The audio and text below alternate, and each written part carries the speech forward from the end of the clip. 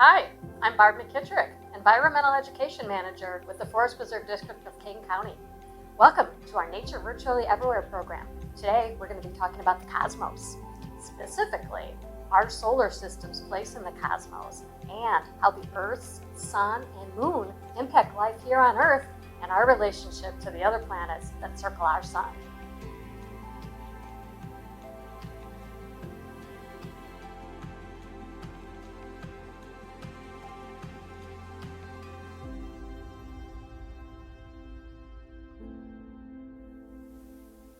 So the closest cosmic body to Earth is the moon.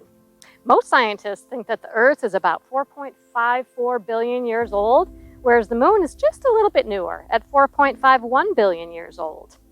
The moon is about 239,000 miles from Earth.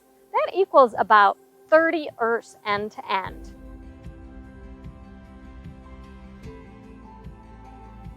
Now there's a couple of differences between the moon and Earth, and one of them depends on the mass of those two bodies.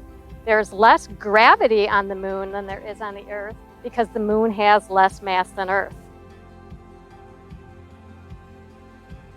There are a lot of astronauts landing on the moon, and this difference in gravity is really noticeable for those of you who've seen that footage. The astronauts were able to take giant steps and able to jump so high on the moon. That's because the gravity on the moon is 1/6 that of Earth. So people can jump 6 times as far and step 6 times as long.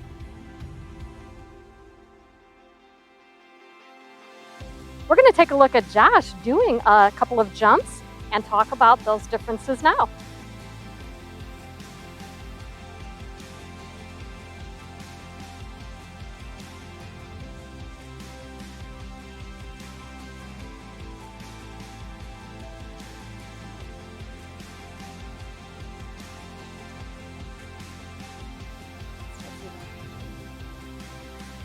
Yeah!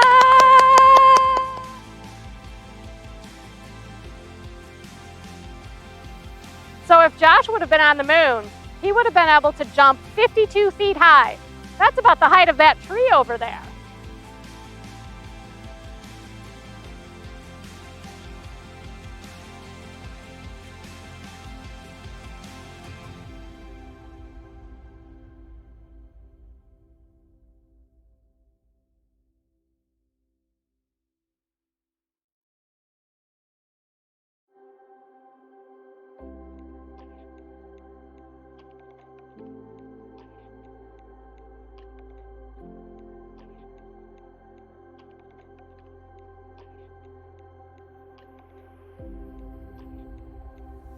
So let's see how far Josh jumped here on Earth, and we'll convert it to the distance on the moon.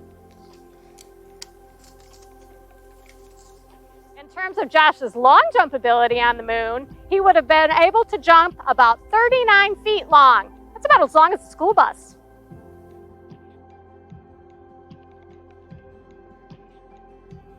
So even though the moon's gravity is just 1/6 that of the Earth's, the moon still has an impact on the Earth. That gravity affects our tides.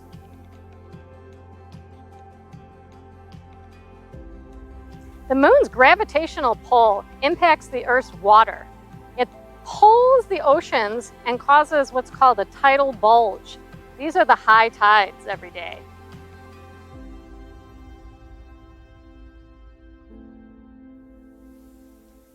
After the seawater retreats, it leaves tidal pools full of seawater. A lot of organisms have adapted to living in these environments.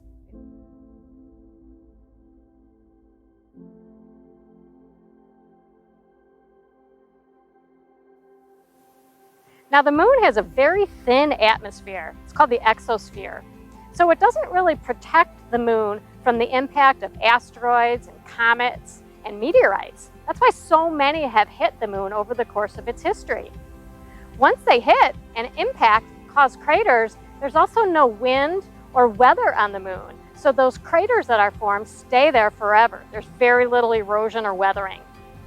By contrast, the Earth has a much thicker atmosphere that stops a lot of meteorites from coming in and actually hitting the Earth. They burn up in the atmosphere.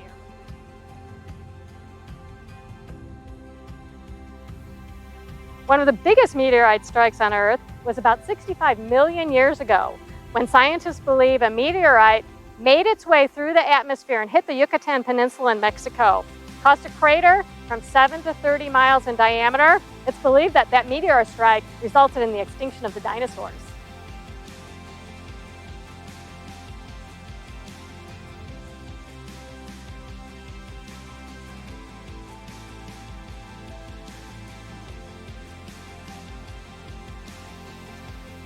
So when you take a look at the Earth's moon with your naked eye, you see that some parts of it look very dark, some look white. We're going to make a model that explains the difference. The light material on the moon is the earliest crust that was laid down. It's made of the white mineral anorthite. This is the material that makes up the highlands of the moon that you see with your eye. Sometimes impact cratering happened when meteorites hit the surface of the moon and pushed some of that light-colored crust into mountain-high impact crater rims, or ejected it in rays across the surface of the moon.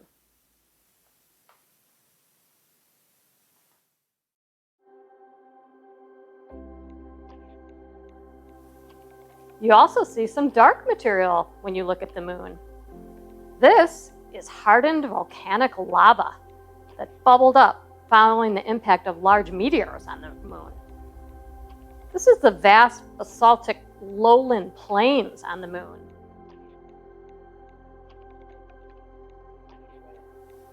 Over the last 4.2 billion years, meteorites have struck the surface of the moon repeatedly. Different size and mass meteorites make different shape and size craters on the moon. For instance, if we have a meteorite this size that hits the surface of the moon, it has a mass of 8 grams. Same size meteorite with a heavier mass, this one, 12 grams, are going to make different size craters.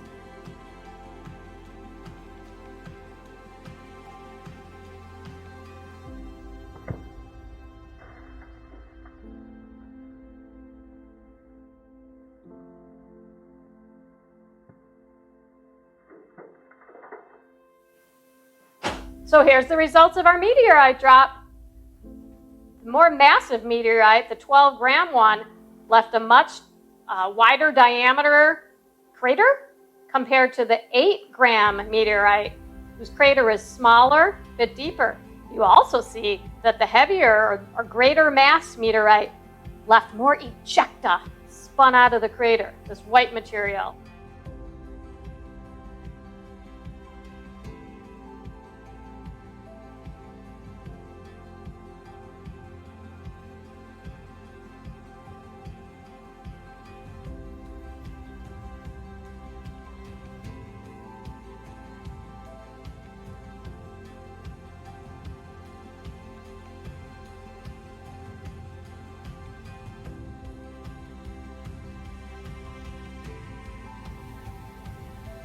On many nights when we look up in the night sky, we see the moon.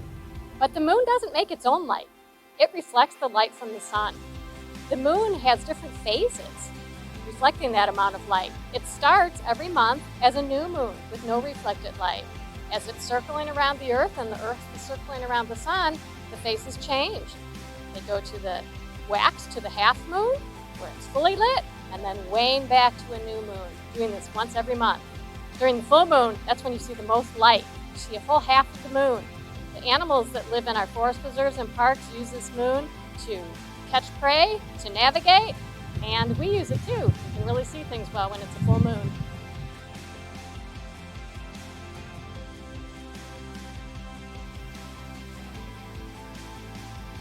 The Native Americans gave names to each of our full moons. The names coincided with what was going on out in nature during that period of time. Usually things about the weather or the plants or the animals that were active then. And it helped the Native Americans remember the chores that they had to do for that month or that full moon. They actually used a lunar calendar, and what they used to mark time was the shell of a turtle. Each turtle has 12 to 13 larger scales or scutes on its shell. And the Native Americans would use each of these to track the months. Every year has at least 12 full moons, and some years will have 13. there are 13 of these larger scales on the shell, or the carapace of a turtle. So for instance, we would have the January full moon, the February, and so forth. Then they use the outer, smaller scales on the carapace to count the days. There's typically 28 or 29 of those along the rim of the turtle shell. So they would use the shell also to tell stories about that full moon and help them remember the chores that they needed to do during that month. And it was just a very effective way of remembering. So for instance, one of the full moon names that the Native Americans came up with is the August full moon name of the sturgeon moon. And that was derived because it's the month that there are the most sturgeon to be caught in some of our freshwater lakes, and this reminded them of that.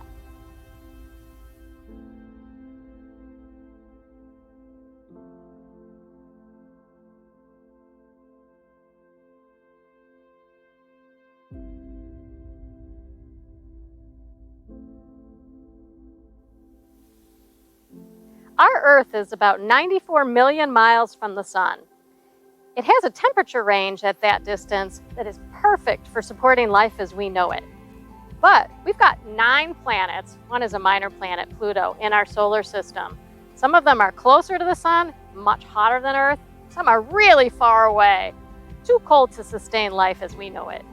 We're going to do a little experiment with a roll of paper where we're going to represent Earth being 10 squares away from the Sun and kind of compare how the other planets lay in their distance from the Sun, so you can see what I'm talking about with this life support temperature.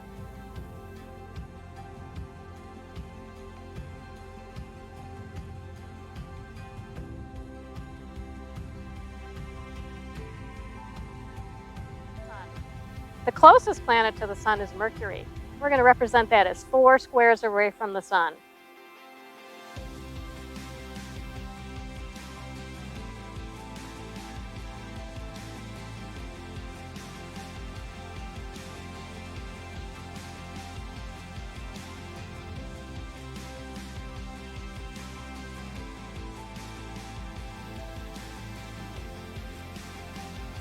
Next is Venus, 7 squares away from the Sun.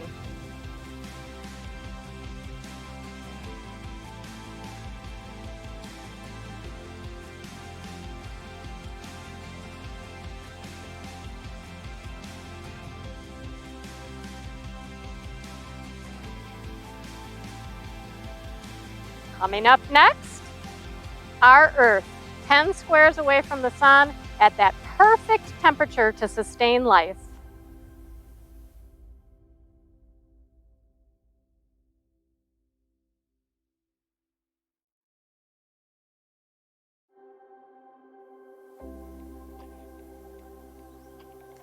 Five more squares away, 15 squares in total from the Sun, our nearest neighbor, Mars.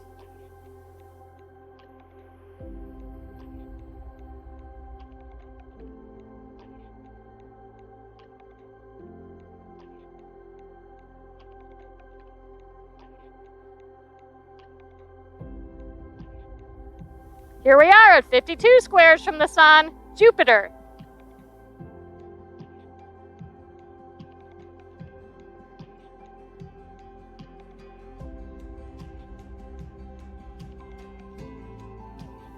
"95 squares away from the Sun, Saturn.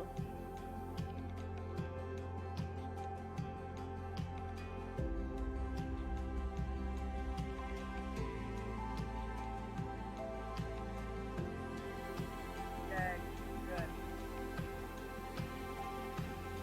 100 squares away from the Sun, Uranus.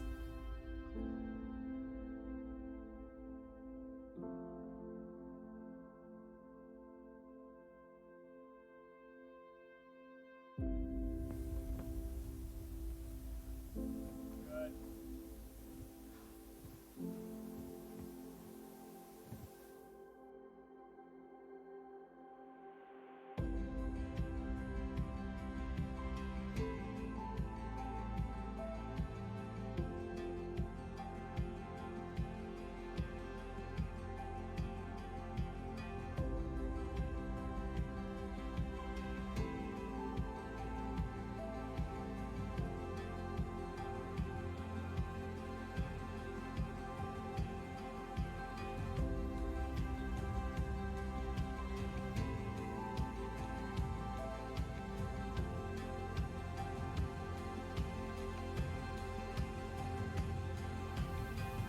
So we've had a lot of fun learning about the cosmos, the sun, and the moon, and their impact on Earth.